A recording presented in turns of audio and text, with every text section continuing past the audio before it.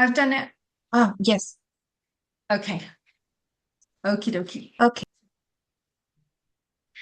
I've just seen Maria is in the audience, and maybe some others who actually were with me last December, January, February, with a young gentleman from Germany called Yannick, who was learning Spanish with me from English. Now, the fascinating thing was how he actually felt he was awful at learning, he was terrible at languages. But when we started to get him into looking for patterns and looking for connections between English and Spanish and even German, he started doing it by himself. It was fascinating.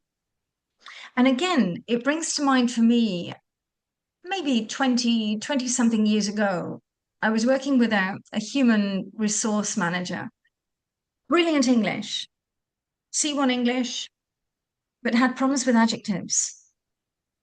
So we made that a goal to focus in on. And when I started working with him, one of my first questions to him was, what do you know about the endings of adjectives in English? And he looked at me and said, what endings? That was it. That was the problem. He did not realize that we have endings and we pattern them. After that, as soon as he realized, he started playing with words and guessing like children do. Sometimes you get it right, sometimes you don't. But at least his brain was opening up those processes of patterning. So we're going to go there today. For those of you who don't know us, today I've got very professional slides. Neurolanguage coaching is about integrating professional coach training. It's about also combining the coaching with the neuroscience.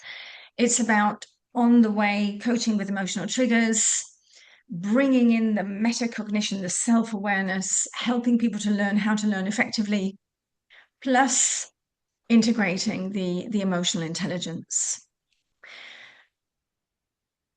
And I think it's very important for people to understand why learn a language. And I know that many of you, when you come to do the course with me, it also opens up the question to you, why stop at one language? Why not become curious with more and more languages? Language helps personal growth. It also helps communication skills, but it also gives us another dimension and perspective on life. It's quite interesting when you open up those cultural channels, it really brings in those different perspectives. Obviously, many people do need language skills professionally, but you can also gain cognitive benefits. Maria, you were sharing yesterday about your lady who had a brain stroke. And many people, many doctors, etc., do recommend to learn a language in our maturity because it is like a brain gym. It really does keep the brain active. And maybe there's a vision, a purpose behind the learning. Many people are circumstances in life. Maybe you meet somebody, maybe your children meet somebody, and you've got grandchildren who are growing up in those languages. So that reminds me of the advert. Was it one of the Academy adverts where the grandfather in South America started learning English and nobody knew why until the end of the advert, where he was going to meet his grandchildren in London, I think, for the first time. So we do need to understand about the brain much more. That's what we're doing. We're really, I think we're becoming experts in understanding ourselves and in turn helping others to understand themselves with great respect that each and every one of us are different. How I think, receive information, interpret information may be totally different to how you interpret, receive, elaborate, interpret, or use language or information. So knowing the brain In language learning, personally, I do think it facilitates a faster, more efficient learning process. And it's what I'm witnessing. And I think many of you as coaches are also witnessing this. Definitely. Claudia, you're nodding. I know that you're working with some clients, and I know that, yes, all of you, you're seeing it because you're doing it. You're helping them so much with the languages. Now, the brain is like an orchestra. We use all of the brain. Maybe certain areas of the brain are playing that orchestral piece at one time, but all of the brain is being used. Key to remember is fluency is coming from the back of the brain, the cerebellum, and so is patterning. This is the area of the brain which is recognizing grammar patterns as well. And remember as well, we've got working memory here at the front, short-term memory, and then that sort of connection into long-term storage. I always think that when you help people to pattern, when you highlight, when you provoke, what you're doing is you're provoking the insights. And when we have insights, we imprint instantly. And more often than not, with patterns, it's an instant insight. Oh, it's the same as English. And that's it, they've got it. Or it's the same as Spanish. And they get it instantly. So I think that's where we are focused a lot, because we do want them to have these instant insights. So we talk a lot about the brain, we talk a lot about learning.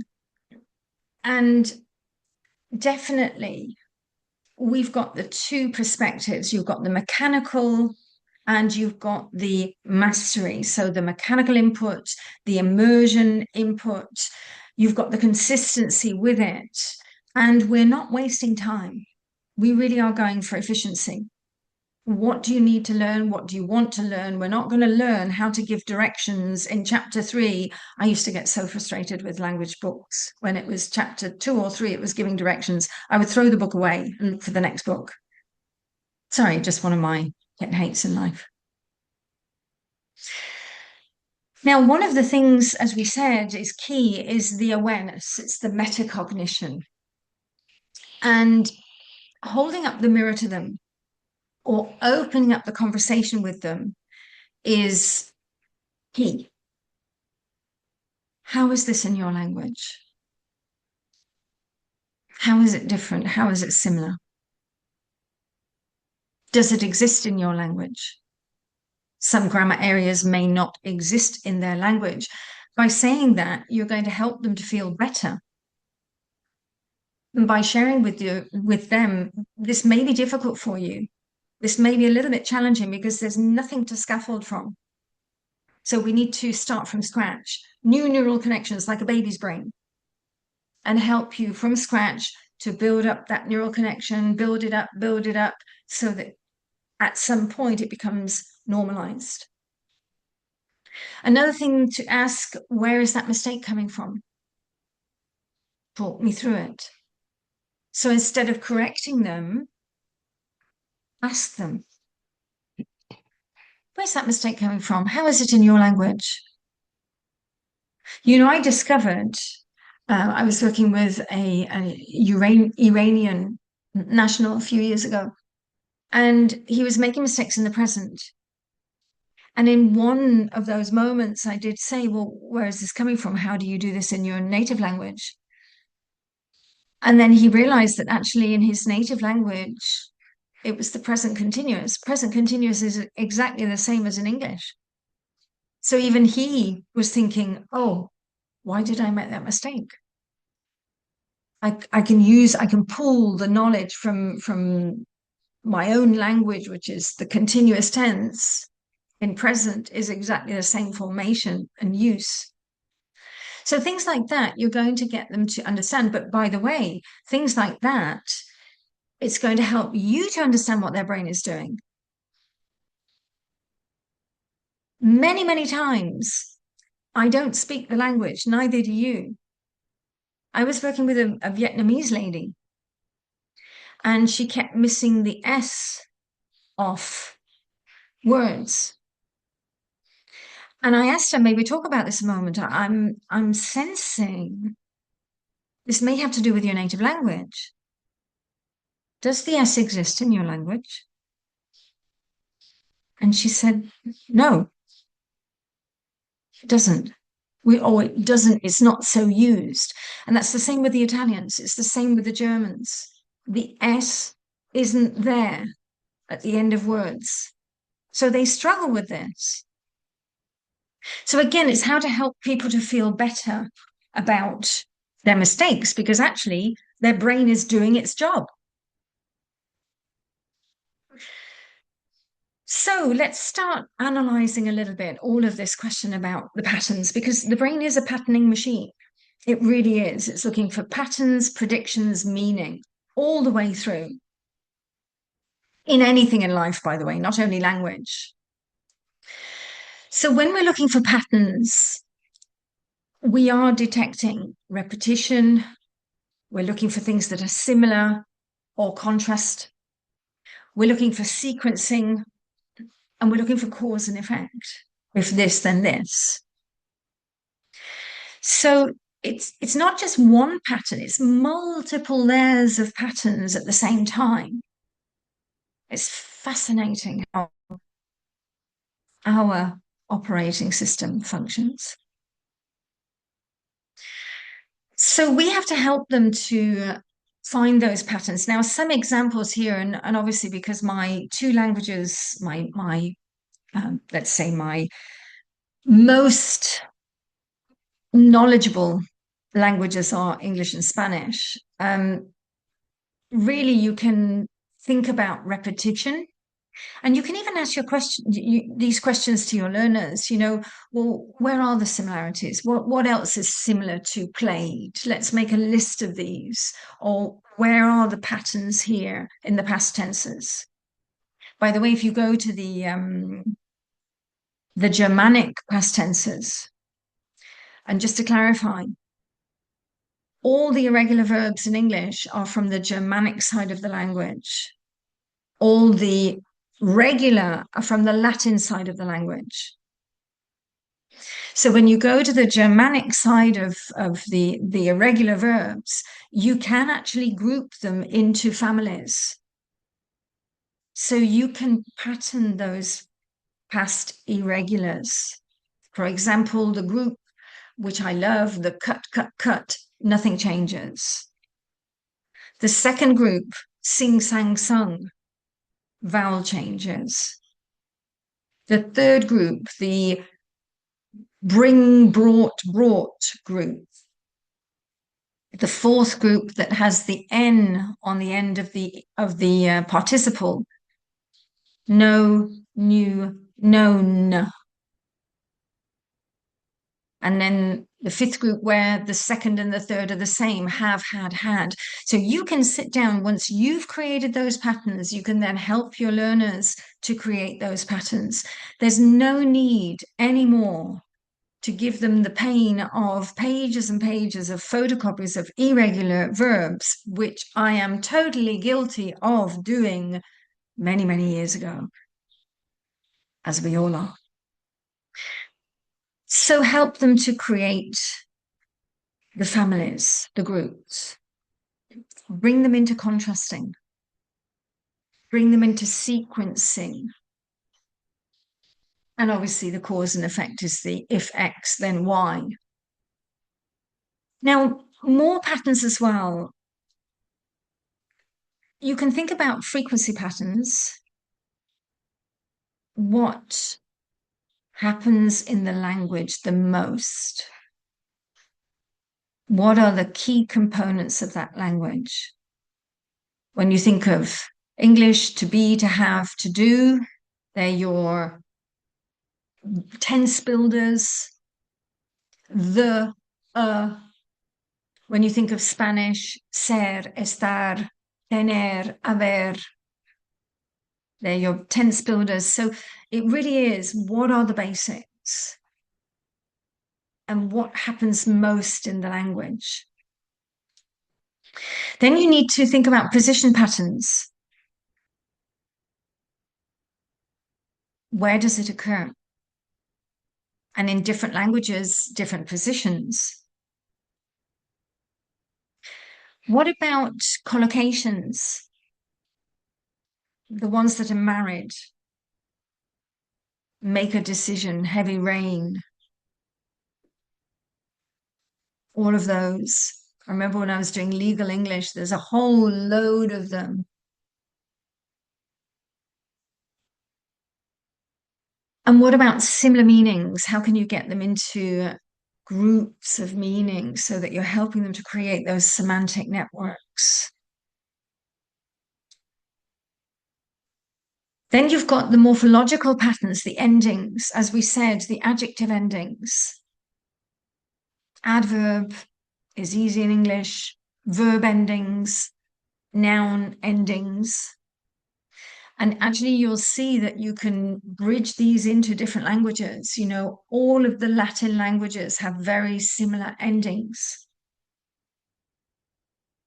And once you help them, I'm so shocked at how, for so many years, in Spain, Italy, France, Portugal, and even on the other side, England, whenever we've gone into language learning and we've learnt languages from school, nobody connected us into the similarities.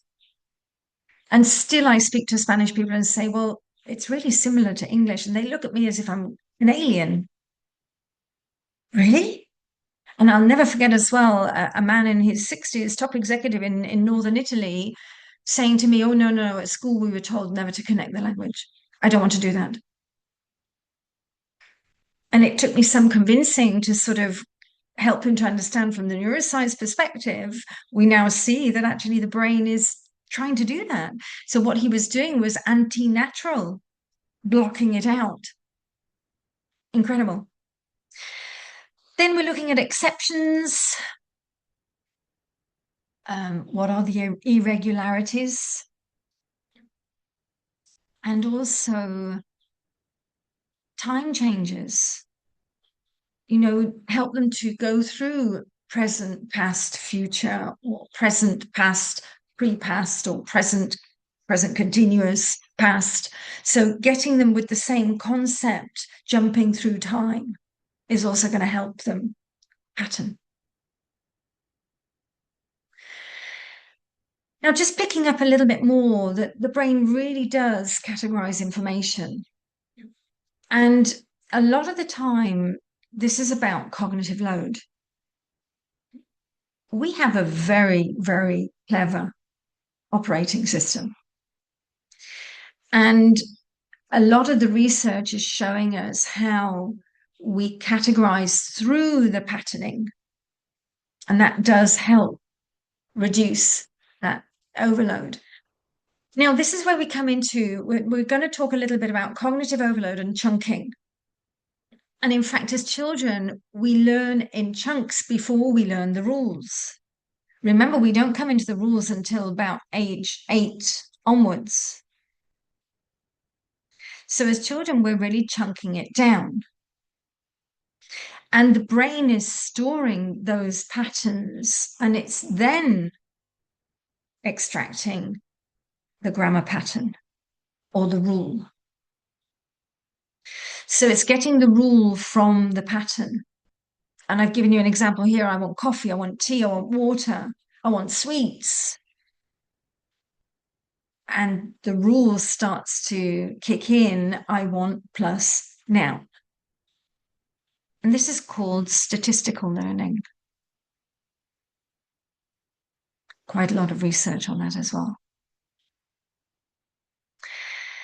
More research, languages acquired through chunks, frequency and repeated exposure allow us to derive the grammar, so deduce the rule.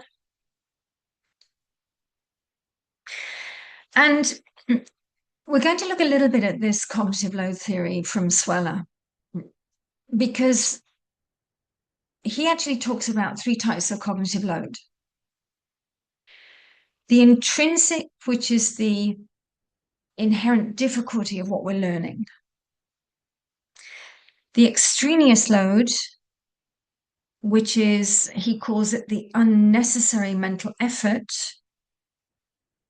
and I'm going to say with tongue in cheek, caused by poor teaching or distractions. And then he talks about the germane load. And this is the one that we want to provoke, where you are helping them to pattern understanding and build knowledge structure. So germane load actually helps learning happen. That's what we're trying to aim for all the time. So when we are comparing, discovering patterns, categorizing, predicting, identifying similarities and contrasts, that's what you're doing. You're engaging germane load. And that's why all of those questions that we ask as neurolanguage coaches, how is this in your language? How is it different? How is it similar? Where are the similarities? Where are the differences? Is absolutely key. Just a little bit more about cognitive load management and chunking. Chunking also enhances the recall of other non-chunked items. The more you break it down, the more you're helping them to learn not only that chunk, but other chunks that are not kind of, let's say, being elaborated or worked on. So it provokes the non-chunked items to get then processed and learnt and recalled. And actually, you know, what you're doing is you're helping the brain to economize, to really create the space and the resources that it needs to be functioning efficiently. Declogging, let's call it that.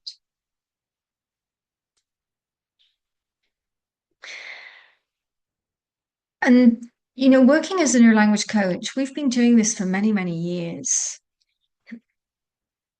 A lot of what I started doing in 2012 was very intuitive. And for me, it's been a journey through these 14 years of actually marrying what we're doing with the research. And it's fascinating and it's really gratifying for me to realize that that intuition that maybe all of us have had was right. So breaking it down, getting it into these chunks, now we see more and more it is decreasing that cognitive load, it's promoting the germane load, and those are the essential keys for schema construction, scaffolding, and long-term memory storage. So we are vindicated. Now, let's go into a slightly different direction, because the brain is also a prediction machine. And it's constantly predicting incoming information. So if you start the sentence, yesterday I call them trigger words. The trigger words are key because the trigger word is going to help your brain to predict what to bring in. If you can help your learners to have these trigger words in place, they will start then going into that natural prediction of, now it's a past tense. Tomorrow, now it's a future tense. Over the past few weeks, now it's present perfect. So again, you are the provocateur par excellence, helping them to move into that predictive space. So just taking a moment to think about this in practice. I've given you there a whole load of words. And one playful exercise could be, how can we get these into categories based on meaning? And that is almost like you're helping the brain then to chunk it down. There might be other patterns, there might be sound patterns. Are there any that rhyme? Are there any with the same endings? So this type of exercise, I'm not saying to go and give your learners 50 words to go and play with, but every now and again, it's that sort of helping them to understand how to break things down. Because they're not used to doing this. You are the one that is bringing them these types of ideas to play with and try out. And it might be categories of themes, especially if you've got business clients, everyday business, negotiation, meetings, maybe secretarial stuff, administrative. Maybe they can get categories of words in workflows, human resources, legal, financial. Where can they create patterns and chunks? So yes, the brain is a connection machine. We've looked at patterning and predicting. Now we're going to go a little bit more into the scaffolding, because we do know that it really helps them to springboard when we give them that sort of back door from their native language. And this particular research is the research that, for me, opened up the world of language, because it justifies connecting in with the native. This was research in 2016. The University of Nijmegen, I think it's called, in Holland. Please forgive me if I pronounce it in a terrible way. Hopefully it was close. And for the first time, they could see that the brain, when learning a new language, is activating the native, the mother tongue region to connect in, to try to reuse, to try to scaffold when learning a new language. And this actually, I think, is the first time that we've seen it with the scans. So it made sense for me then, everything that I'd done with my languages, which I hadn't realized. And I think it probably will make sense for all of you. Now, the problem is to bring this to your learners, because they don't believe it. And can I say, there's a lot of skeptical teachers still that don't believe it.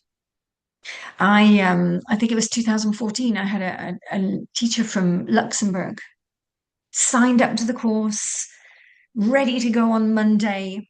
On Friday, we sent her the manual, the materials, everything. On Sunday, I got a 5-page email. I'm not kidding you, 5 pages, explaining the reasons that she could not take my course because I was connecting to native language. I was fascinated with that. Now, and by the way, that was before this research came out. So I didn't have the research and the proof to say to her, hey, this is the reason we're doing it. Now we do. And just to share as well, the University of Maryland. Oh, we've got a wild microphone. Arfia, Fatima, I'm just turning off your microphone a moment. There we go. The University of Maryland actually now has termed it language bridging. So they really are starting to go deeper into that research. If you're interested, do have a look. So after we've said all of that, we're going to go a little bit into how we go into grammar with our learners. And I have promised you a demo with phrasal verbs. And we're going to do phrasal verb. Everybody hates phrasal verbs. So I'm going to hopefully get somebody from the audience who absolutely hates phrasal verbs, and let's see if we can change your mind about phrasal verbs today. Brain-friendly grammar. Fatima, no problem. Don't worry. You know the microphones sometimes do jump on, so no need to apologize. Brain-friendly grammar. Every learner that we have, I can guarantee, has probably been traumatized by grammar at school.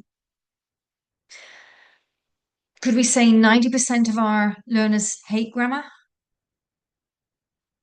How many of you don't like grammar? Ollie, I know you like words, so I know you're a verbal. You like playing with words, but then when it comes to the rules, I can imagine that's where you start going, no, yes. Now, brain-friendly grammar, there are two steps here. First step is about breaking down the grammar areas, chunking down. We've just seen all the research, how valid the chunking is. And then with that chunk, we're going to build it up with our learner through coaching conversations. And the coaching conversation is going to make talking about grammar feel like having a chat over a cup of tea. So there's no stress, very calm. They should be able to feel that they can ask you anything at any time. If they don't understand, it doesn't matter. Let's get the question out. When we learn languages, we go into a very vulnerable state. When we learn anything, we become very vulnerable. And I know from my own experience that if I start to feel stupid for whatever reason, I then start shutting down. And sometimes it might be what the teacher has said, or it might be that I don't quite understand, or I might need it repeating. And then I start to feel, oh my God, everybody else knows it. I don't. How stupid am I? Oof, that's it. I'm gone. Now, I don't want my learner to ever feel like that. I want my learner to get curious and ask me. And if they're curious, that means dopamine. It means positivity. It means they're not going into that negative state. They're coming into a positive state. So I want them to know questions are brilliant. Questions mean that your brain is trying to find the way. And it doesn't matter what the question is, your brain is trying to understand. So definitely, with pleasure, you can ask me anything. And at the same time as we're talking, I'm going to be provoking, stimulating, connecting. And we're going to have a framework in the background. Our learner doesn't know, but we actually have that framework of the conversation in the background. Whether you've learned it and you've got it in your mind, or whether you've got a little cheat sheet, you're going to take them step by step by step through that grammar area, building it up. And by the way, this can be for grammar and non-grammar, can be for both. Now, the coaching conversation is a coaching model called PACT PQC. For those of you who don't know, a coaching model means a pathway through the conversation. Normally, it's an acronym. So it's giving you the steps of the conversation with key words.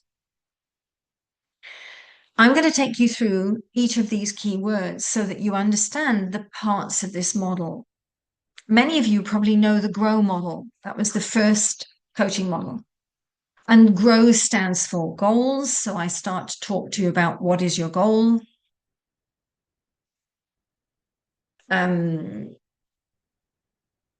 Reality. Sorry, my brain just went blank. Reality. Where are you now? Obstacles, options. what could you do, what's stopping you, and way forward action steps. So the GROW model was the first coaching model. Now, in this particular model, thank you, Ollie, thank you for that. In this particular model, the first step is placement. And placement means I'm going to place my learner into the conversation. I'm going to signpost them. I'm going to tell them what's coming next. So now we're going to talk about the present perfect. And what we're going to do, we're going to break it down. We're going to first look at the formation of this. Then we'll move into the uses, and we're going to break the uses down into 6 focus points. And after that, we're going to look at the trigger words. What tells us that we are in this tense?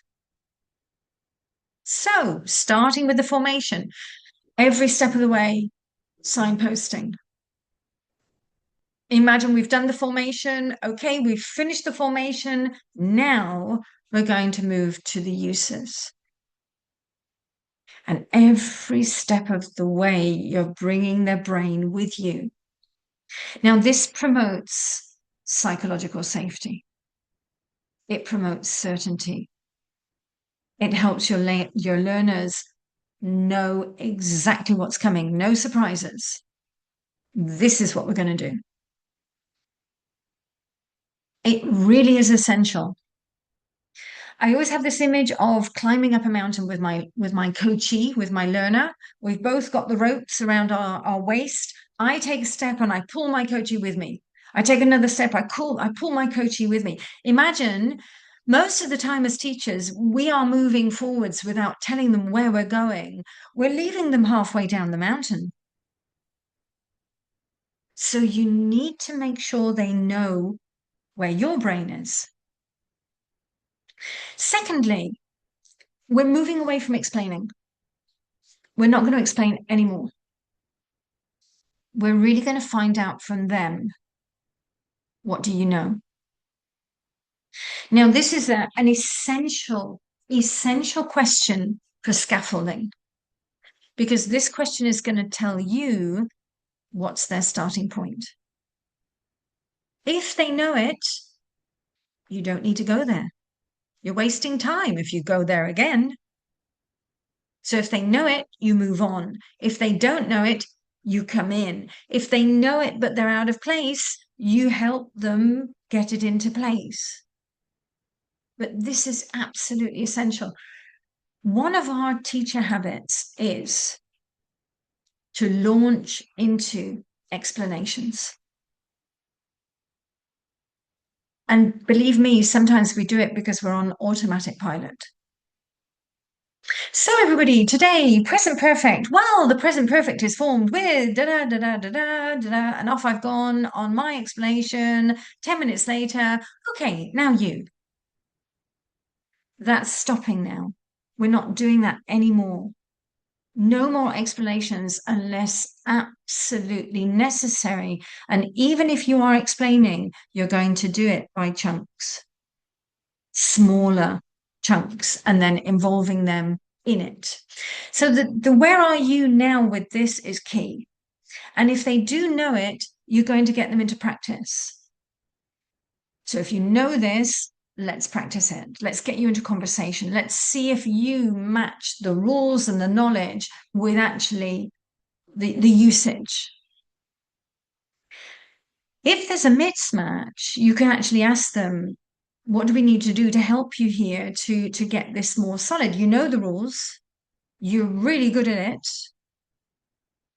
How can we help you to get it more naturally into the language? Because this is going to now be practice and consistency and usage. Now, if they don't know it, when we go into teaching, as I mentioned, we're going to introduce chunks. And as we introduce the chunk, we're going to really get them trying it out.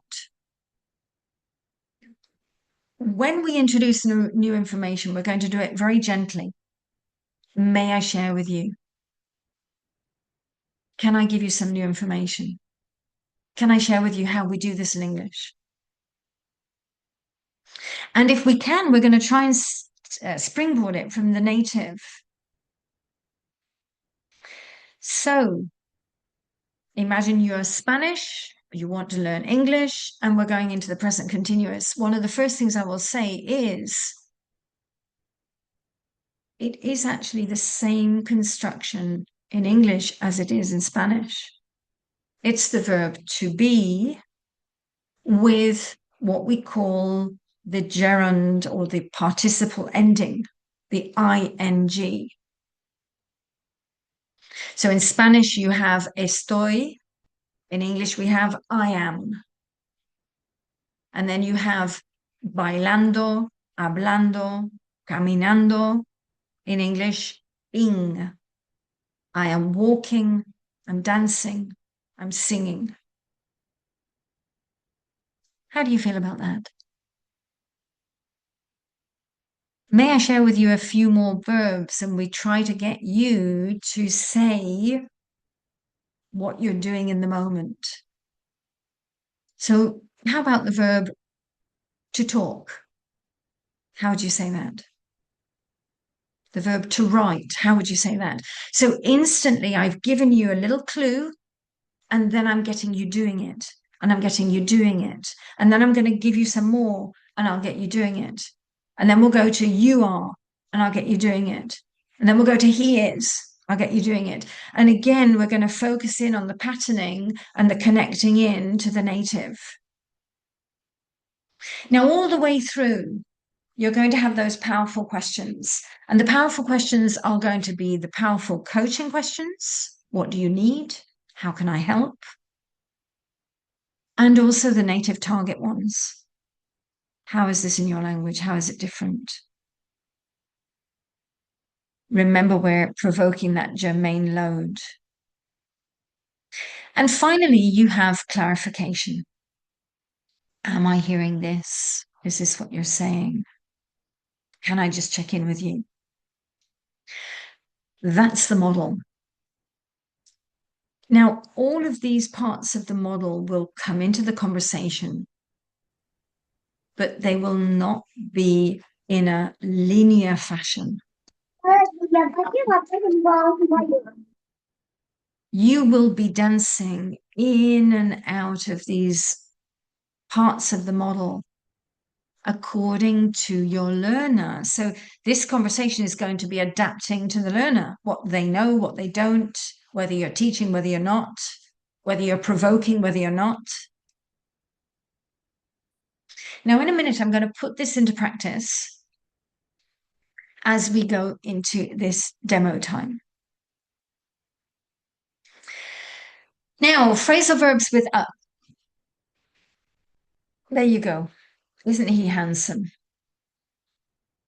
Just to give you a positive, empowering picture with phrasal verbs, because I know people hate them, especially teachers hate them.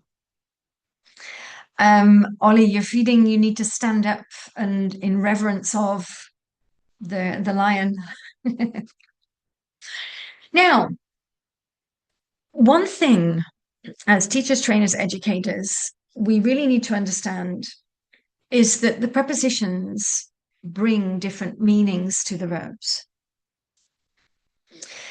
And you really can go away and find with all of those common prepositions, up, down, in, out, on, off, they bring various dimensions of meaning. And again, you can pattern them. So when you look at the preposition up, you've got various dimensions here. Firstly, you've got the higher position, which is what Ollie's just done. He's stood up. Then you've got the increasing, the bigger, stronger, faster, turn up the volume, speed it up, heat it up. You've got the improvement. completion, drink up, eat up, growth. You've got the become visible, show up, accumulation, pile up, even bringing to the attention. I'd like to bring this up. And finally, creation, setting up, building up. Now, some of these you might be able to group them into sort of the creation might go with the more, the improvement, better. Oh, sorry, no, the accumulation might go with the more as well. So you might be able to condense the categories a little bit if you feel that these are too many for your learner. And again, you might chunk them down. So this week I might do 3 of those categories in half an hour. Next week I might do the next 3. I remember many years ago working with one of you as a teacher who from Italy, and she wanted to get more solid with phrasal verbs. And every week we would take one preposition and spin it and really get her into all those different dimensions so that then she could then bring it to her learners. So this is the realization of what we are putting into practice here, the patterning, the scaffolding, the categorizing. And you may actually end up with a whole load of phrasal verbs that you're then trying to see how can we bring them into those patterns. And you might even just be focusing on the phrasal verbs that are relevant for that learner. And really focusing in, because at the end of the day, we want the language that is relevant for them to use. We don't want to teach them something that they're never going to use, which was often the case in all of these photocopy lists. Again, I'm going to say, everyone, I am guilty. I used to be called the photocopy queen 25 years ago when I worked for a business academy in Germany. I used to take photocopies of everything, especially all the rules, the lists of verbs, the phrasal verbs. I'll never forget the face of one of my clients when I gave her the list of, it must have been about 10 pages of phrasal verbs. And I gave her this photocopy of 10 pages and she just looked at it and she went, aha, now I understand. Never ever to do that again. So, who would like to be my learner?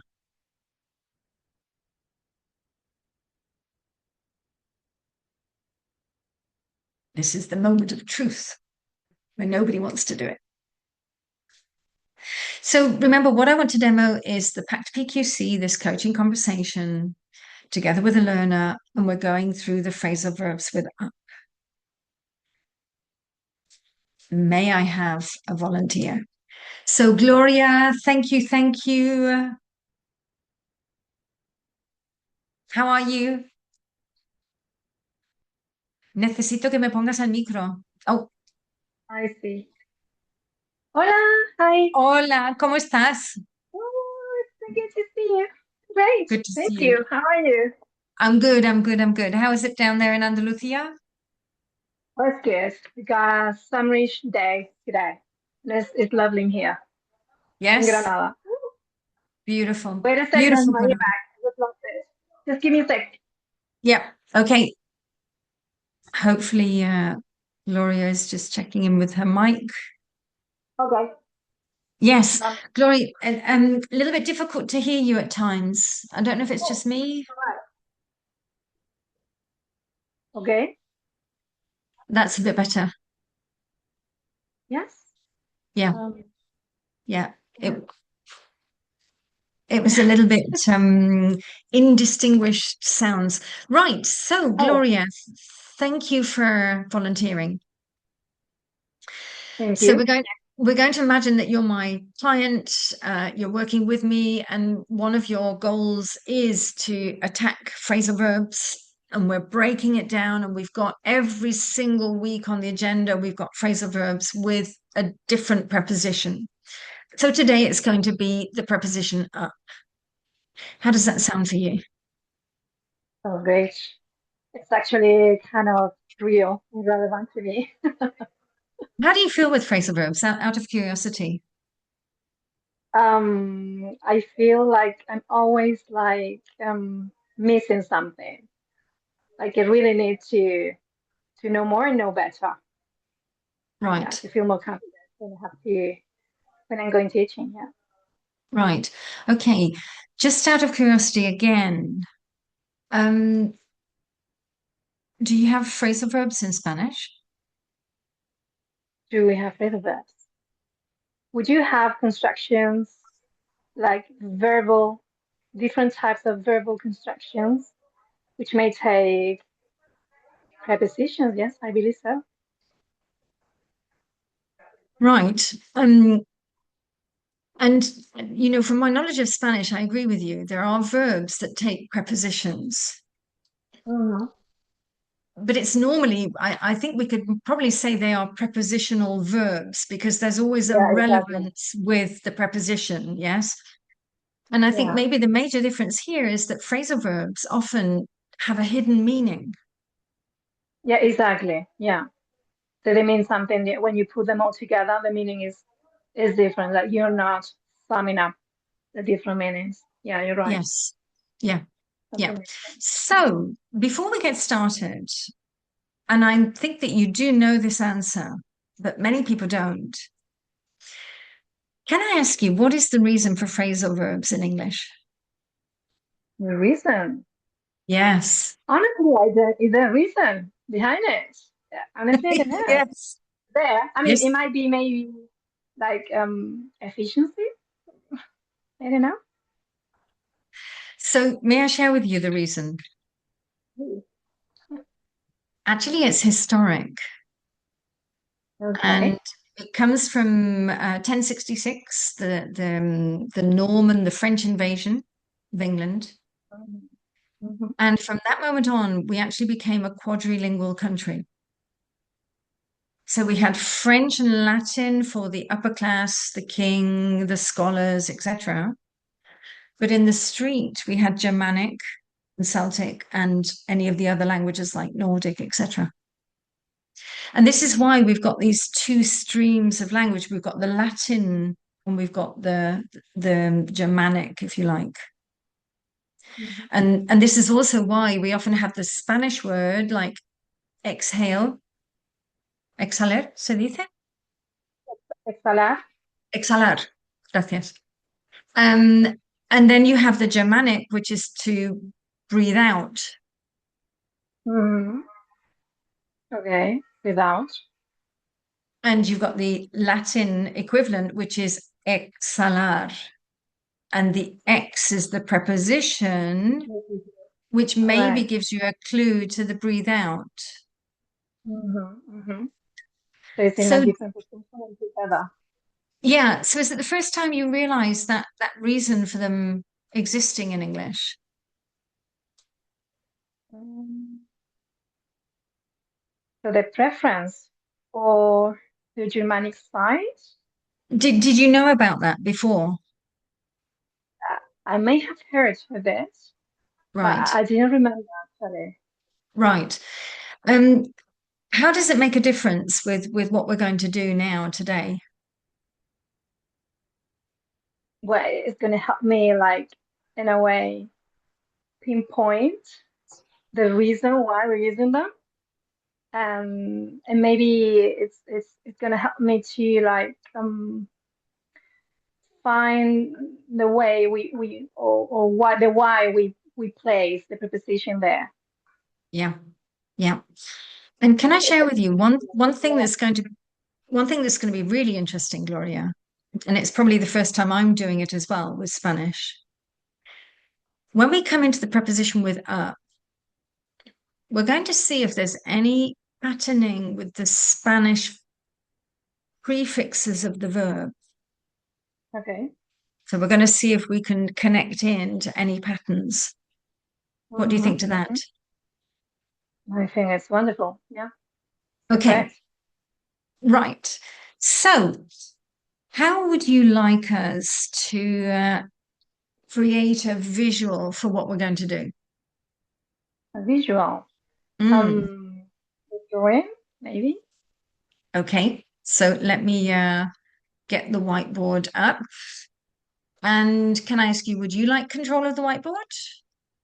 Oh, Or would you like me I to do don't it? think I can on the phone right now.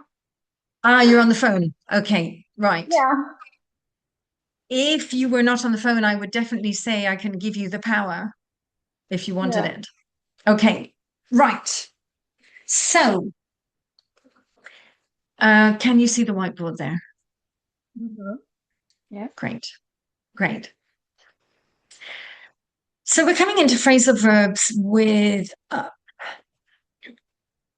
And out of curiosity, have you ever thought about patterns that may happen with this preposition?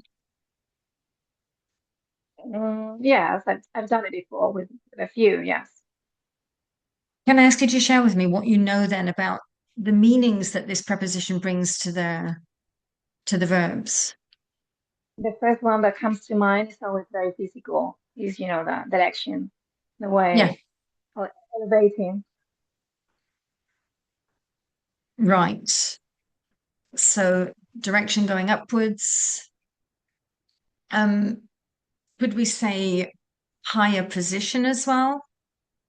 So not only Yeah. direction, but also higher. Like in hierarchy. Yeah. Yeah, yeah. What examples could we brainstorm here, maybe? Get up, Yeah.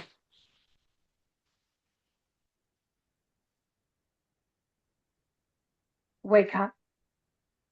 The wake up is not Would you say directional. it's would you say it's a higher or would you say it's something else maybe? I would say something else. Right. Yeah.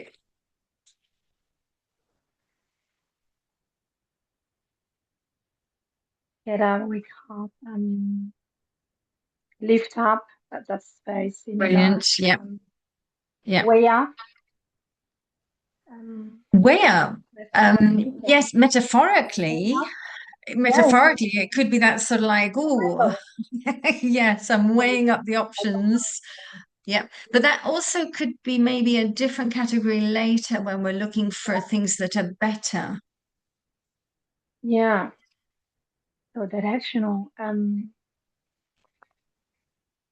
Like bring up something, something. Um, yes, again, metaphorically, it could be that you're Oh bringing it up, but um, bringing up in the sense of children would be different. yeah. Um, but imagine I'm on the roof and I'm Mm-hmm. shouting down to you and I'm saying, "Hey, Gloria, can you bring up the water?" Yeah, Then climb yes, up. you would be bringing it up. Yes. So it Yeah, could be. Yeah. then climb up. Yeah. Climb up. May I add a couple? Yes, please. Stand up, which is what Ollie was doing earlier. Yeah, yeah. Stand up. Also, put up the flag, put up the tent. Mm-hmm. Like in a vertical position. That's right. Putting up the flag would definitely be it's going upwards. Yeah. Yeah. Yeah. Well done. We've got quite a few there. Now, can I just ask you to think about the meanings of all of those in Spanish, just to see if there are any connections? I don't think there are, but maybe you as a native might see some patterning there going on. Mm-hmm. Well, get up would be levantarse, levantarse, I don't know. I think it's just Latin. Levar, elevar, get up. Elevar. See, Elevar, maybe the L. see, you've got the sort of elevate, which is also in English, that lev is So maybe levar, a clue there for upwards. But I think it's yeah. only in that first one, isn't it? The levantar. Yeah. Because lift up, it's again levantar también, de alguna manera, es elevar. Yeah, yeah. Or subir, could it be as well? Subir. I can't find prefix or suffix there. No, Subir. no, But the final no. ending. Yeah. Um, bring up, climb up. Climb up is trepar, Escalar. escalar. I don't think so. Stand up. Again, is levantarse. They are all like in Spanish. They are, I mean, the meanings in Spanish Yeah, might be different, but the word we use is kind of the same. Stand up. yeah, Put up. Put up. yeah. Colocar. Verticalmente. Put up. Yes, I think in Spanish you would also have to add the arriba Yeah, feeling. yeah, it's like arriba or some kind of back verb, something. Yeah. Mhm. Yeah, yeah. Um, how would you feel if you put some of these in context for me and give me some examples of how to use them, just to consolidate a little bit the usage? Right. So, for example, with get up, I get up pretty early this morning Mm-hmm. because here is the corpus. There's a procession, and I've been hearing like bells tolling and fireworks so very early in the morning. So that would be gets up, lifts up, that. Um, I could stand up in a minute. Right now, I'm just sitting. You're going to stand up soon. Yeah. Mm, and I don't know, climb up. I Are you haven't going? done any climbing up lately. So you're not going to be climbing up any mountains today? No, not any trees either. And when you get to the top, you're not going to be putting up a flag? Not today. Not today, yes. And just coming back to the lift up, if I can share with you, I'm really, really focused on losing some weight because I don't think anybody could lift me up at the moment. Just to give you a little bit of an example of lift up Yeah, in context. Yeah. How do you feel yeah. with all of those? No, I feel good. Yeah. Hmm. Great, great. Now, may we go to the next category? You mentioned that you kind of knew a couple of categories. This was the first one. What comes to mind as another category? But I can help you if you're not sure. Okay, please. Yeah. Um, Before some more like mental phrasal verbs came to me like this, something bring up to your mind some ideas, some Right. So that some bring to attention to somebody. into attention. Yeah. So we've got the bring up. They bring up Could mm, I, if you said um, nothing's coming up for me at the moment, they we come could up. put that here Yeah, as well. Yeah. Nothing's coming up. yes. Nothing's coming to mind. Mm-hmm. Yeah. Come up. Yes. Right now I can't think of any others. I know there's plenty. Phrasal verbs. Um, you might even, as a sort of a synonym to bring up, you might be able to raise up. Could Like we raising up raise a this up next time in our meeting? Yeah. mm-hmm. It could also be used without the preposition, so it could just be used, can we raise this topic? but it could be Mhm. raising it up.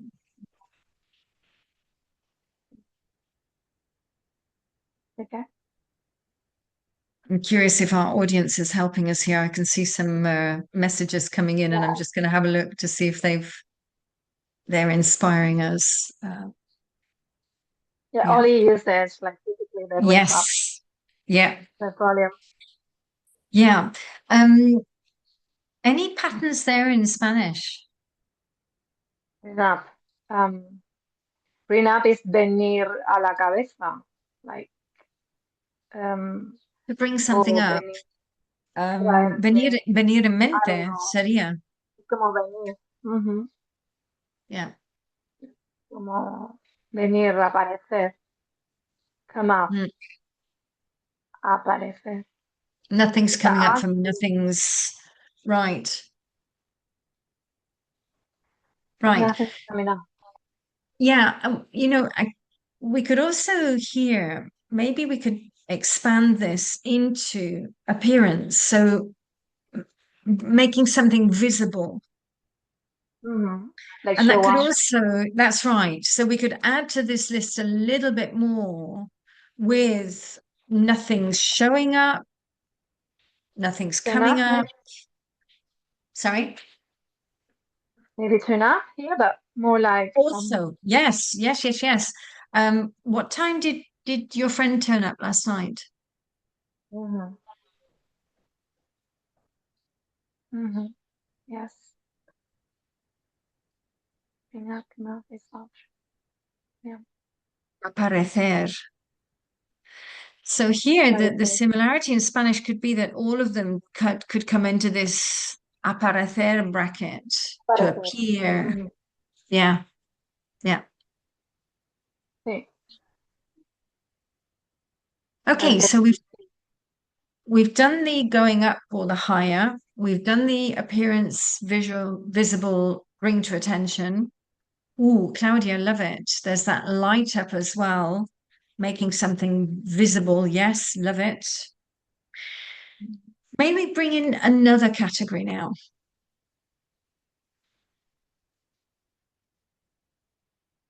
Anything coming to mind? Well, maybe it is way up, considering it's another kind of mental process, way up. To weigh up. There we could look at that sort of, we could call it improvement. What's better? That sort of feeling of Okay. yes, Yeah, weighing things up to trying find to make the it better decision. options. Yeah. So to weigh up, Um, what else could we bring in here? May I share one? look up, right? Not look up here. Well, if Um, things are looking up, yes, yes, it could be that feeling of brightening up, brighten up, look up. Things are really looking up. Tidy up, something I have oh, to yeah, do today. Yep, I have to do a little bit of tidying up. yeah. Mm-hmm. By the way, and Ollie's just helped us there to put another one into category one, to look up to the sky. So actually looking up or going up, those are the directional ones. Um, Way has also given us a Someone, nice one. Sorry? look up to someone when we admire. It's also Exactly. like kind of elevating, right? Like you admire someone, you're going, your head goes up. That's right. That's right. Respect. That's right. Yeah. And Way has just given us pop up, which is nice for the bringing Yeah. to attention. Yeah. Mm-hmm. Um, Catherine's giving us polish Brush up. up, Yeah. Cheer up. brush up, Brush up. Yeah. All of this is going into that improving, looking better. Super. freshen up. Freshen up. Yes. Love it. Mhm. So from this group, how about going into some examples and contextualizing? Okay. So I'm going to try to brush up my skills on programming, for example. Yeah, I am weighing up some options. super.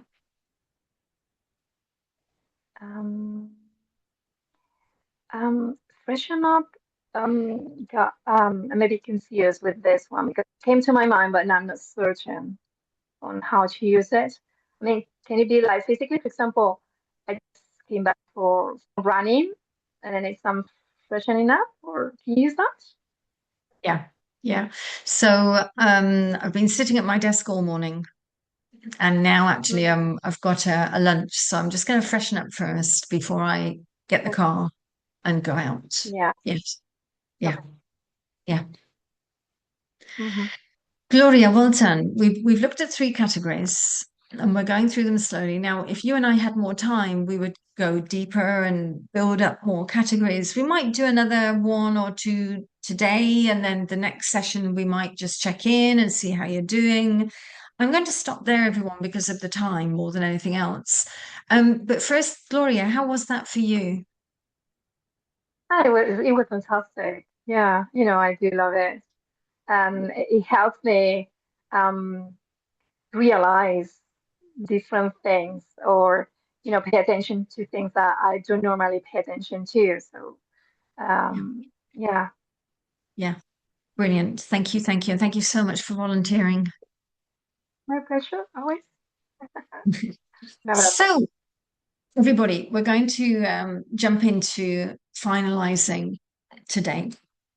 Um, we went through those phrasal verbs, as I said. After we've done all the categories, I might then sit with my learner or say to my learner, how open would you be to consolidate this at home? How would you feel if I give you some verbs to go and play with and let them take that autonomy and ownership and make it almost like a joyful task to see what are the categories that we could put these in. Do they fit in more than one? How can I use them? How am I using them in my daily life, in my work, and my business, and really get them to become conscious? So, concluding today's webinar, thank you, all of you, for being here. Um, Thank you, all the neurolanguage coaches who are here on this journey with us. As some of you know, we did have our annual conference a couple of weeks ago, where you can see some of those beautiful faces in the audience today are on this photograph. Um, Honestly, an amazing community, a community that really supports and collaborates, and I'm going to say in a very genuine, authentic way, does help. We do help each other. There are about 2070, I think, in the world today. Elsa gave me that number a couple of weeks ago. Thank you for that, Elsa. And if you are interested to become an accredited and certified neurolanguage coach, it is a 36-hour course accredited by the International Coach Federation. And just before doing the course, if you wanted to have a taster, you're welcome to download the free e-course. And if you do download the free e-course, that will allow you a 10% discount to any of the upcoming courses that we have. I think Elsa, in the chat box, would you put in the links to the free course, the certificates and everything? Yes, super. Thank you for that. Next course is starting next Tuesday. So if you're brave and ready to take the jump, we look forward to seeing you there. And the evening course on the 17th. And if you're too busy in the week, we do have a weekend course with Juan Carlos over in Peru. And I'm also organizing a face-to-face in Sitges in the summer. The conference is actually held in Sitges, so all of our coaches are quite familiar. It's an amazing, amazing place. It really is. And I'm just going to stop the share there and open up the space for comments and questions. Thank you for your beautiful comments, everybody. Phil, yes. Just on the same subject of the phrasal verbs there, Rachel, also because I will be doing it with somebody this week. Would you chat down even further with regards to sort of physical versus figurative? So for sort of like a take off a plane, take off to be successful, to take up trousers, take up a hobby, etc. Yeah. Yeah. So really sort of even deeper into these areas as well. Yeah. Absolutely. Absolutely. Yes. And I think a lot of our learners in business, I think that's what they're looking for. They're looking for those deeper meanings so that they can sound more sophisticated. Definitely. Yes. Yeah. All right. Thank you very much. Yeah. Catherine, yes. And then Claudia. Just a question from the very beginning. It was about the normalization word. And I wrote down, why do we have a barrier to a second language? Is it something that's learnt as we get older? Because when we're young, I don't think there is a barrier because it happens automatically. Where do you think that non-normalization comes from? So firstly, I want to say, well, as you said that, with some children, there is resistance.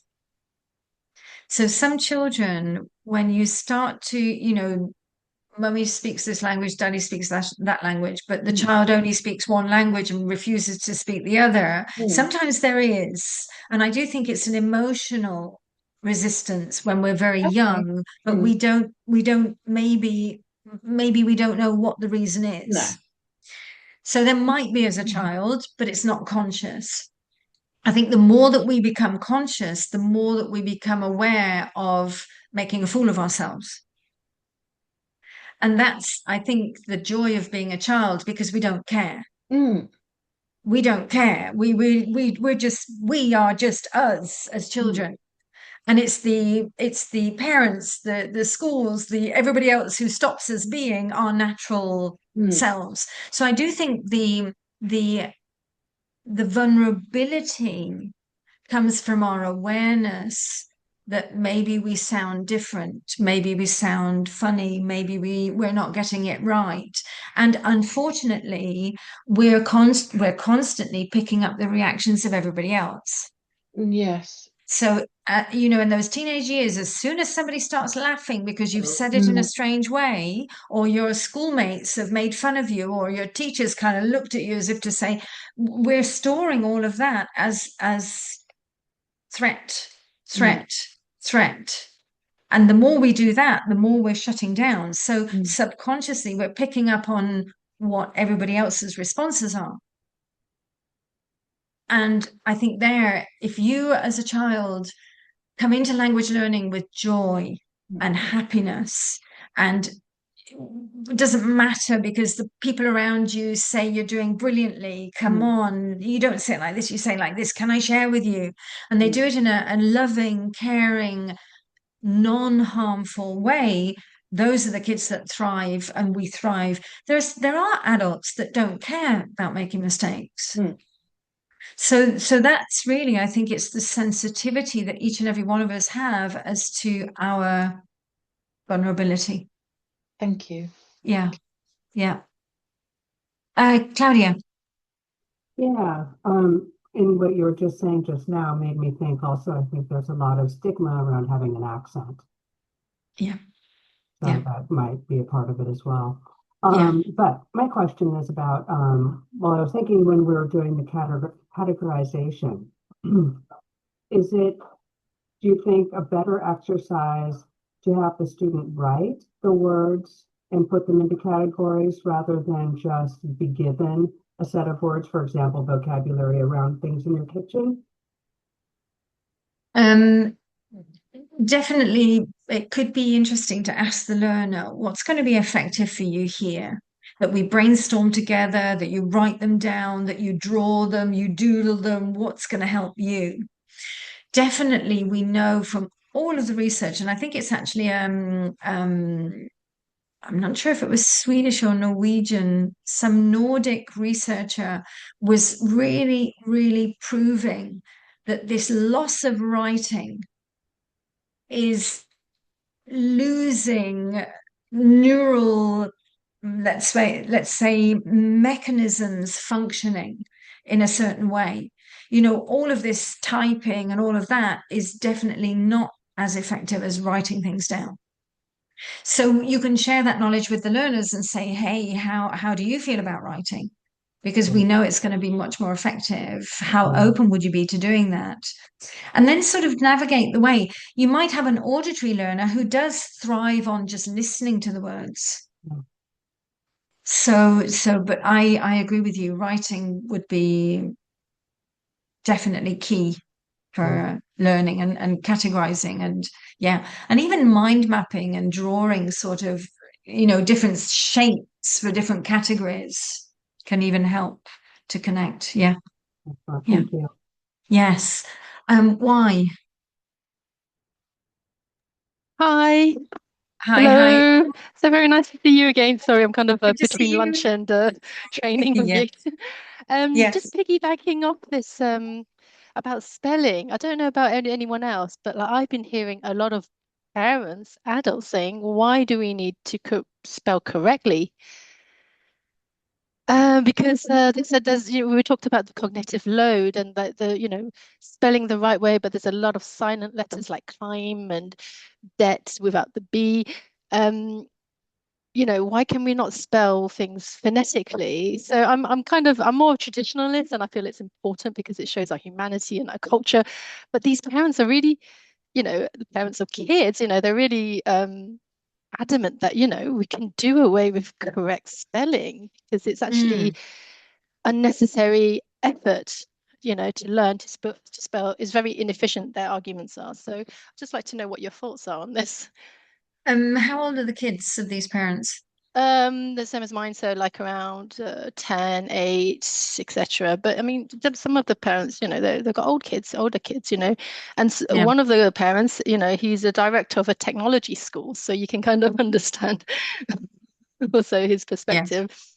But Yeah. I'm just, curious to think Yeah. to know what you think. On the one side, I would say, um, I agree if we want to learn the phonetics and we want to learn how to pronounce things, it could be interesting to spell it how it sounds so that we're helping the kids to learn or we're helping the learner to learn how to pronounce. But then I think the question would be, well, how interested are you for your child to get work in the international market? Because one day, if that particular child wants to get a job where English is needed, they're definitely going to need to know how to spell. Because unfortunately, it's the universal, let's say, way of spelling across the world, whether it's American English, whether you go to any country that speaks English and writes English, this is how we write it. So I would ask the parents, what do you want me to focus on? Do you want me to focus only on phonetics and they lose the chance and the opportunity of the future in the market world, in the market? Or do you want me to do both? And maybe we could do both. So that this is how you write it when you're speaking. This is how you write it when you're writing. And I'm curious if it's the same with French. Oh gosh, well, the lady particularly I was speaking with, she is from Belgium, so and she's actually a copy editor, and she's like, with Flemish, there's just so many redundant letters. It's an extra hurdle for the kids to learn how to spell correctly. And when she went to university, when she was at university, her lecturer said we could actually do away with all these like redundant letters. It's just like historical weight. Yeah. The cognitive load. And I agree with you, I mean, we've been spelling like this for centuries. Yeah. And it's what's it called? The etymology of the words, right? Yeah. The history of our language. So Yeah. I'm a bit nostalgic. I like to keep it the way it is, but it seems like there's a new group of thinking, you know, like do away with all of this stuff. So out of curiosity then, does this Flemish lady then say to her kids, you can do everything without those redundant letters? But then the kids, so they'll be marked wrong, right, when it comes to exam time. Exactly. So then the question is, if that's the case with Flemish, that, you know, you don't want them to flunk at school because it's going to be the same in English. And unfortunately, we do have Oxford, Cambridge, and the sort of dictionaries that are dictating how we write on a universal level across the world.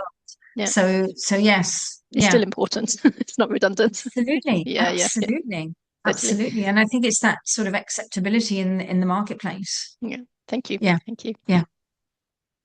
Final question for today, everyone. I think it's coming up to Sunday lunch. Any other questions, comments? Rachel? Yes. Yes. Oh, Agatha, Maria. I can see you. You're down there. Good morning. Good morning, Brazil. What time is it for you? Oh, Maria could go first. Okay, then. So, hi, Rachel. So Maria. Oh, I really just wanted to say thank you. It's 7:30 a.m. here on a Sunday. I was about 30 minutes late for this. My apologies, because I couldn't wake up. I couldn't wake up yesterday for the webinar because I went to bed really late Friday night. But I just wanted to say thank you, as always, Rachel. So lovely to see you. Thank you for these webinars. I make a point to be here, and I just wanted to share that I cried like a baby the day the conference started. As the photos and videos started getting posted, I was so sad, Rachel. So I just want to tell you, I'll be there next time. I have to. Yeah. It means a lot to me.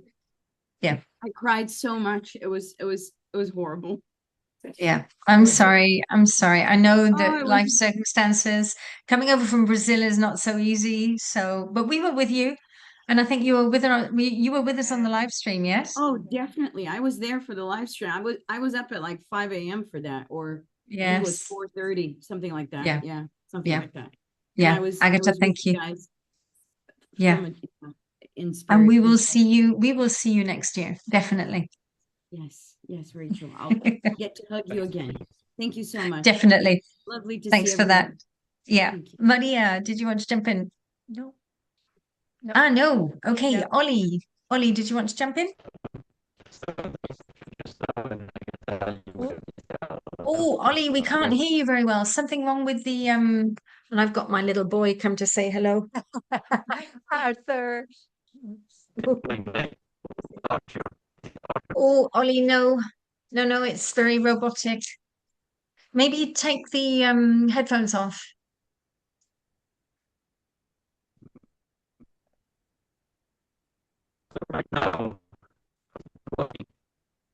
No,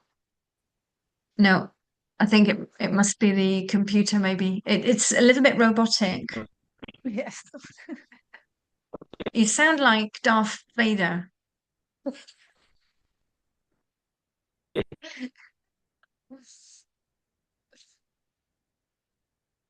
I'm sorry, Ollie. Yeah. Oh, that's a bit better. Okay. Yes. Now we can hear you. Thank you. And can you hear me? Yes, we can. Go ahead. Okay. Just Oops. I think this message is not going to come across. Oh dear, Ollie. Never mind. I think he's frozen in cyberspace there. So I want to say thank you, everybody. The internet. Yes, I think the internet is breaking up for him there. Next week we have on Saturday, we're going to be looking at the question of humans and AI. So we'll go a little bit deeper into that. And the weekend after that, I believe it is from teacher to coacher. So thank you very much for being here. If you need any information, do connect in with us. Elsa has already put how to get the certificate. And if you have any questions, you can always drop us a line as well. Shall we all turn on the microphones and say goodbye? I'm sorry, Rachel. I think Maria wants to say Goodbye. something. No, no, Bye. no, no. No, she didn't. Bye, everybody. Bye. Bye. Bye, everyone. Thank you. Bye. Bye. Thank you. Thank you so much.